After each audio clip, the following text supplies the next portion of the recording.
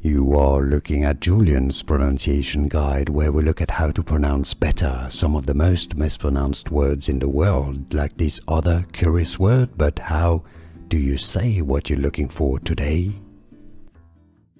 Let's learn once and for all how to pronounce this name, the name of this brand of cosmetics, beauty products. If you want to learn more brand names that many get wrong, too many, stay tuned. I've got more videos for you. You'll want to watch Byoma. That's your English pronunciation. I know some may be tempted to say Byoma, but it's not Spanish, it's not Korean. It's pronounced in English as Byoma. And now you know. Here are more videos on how to pronounce more confusing words and names too many mispronounced. Like this video if you found it useful. I appreciate your support. I'll see you soon and thanks for watching.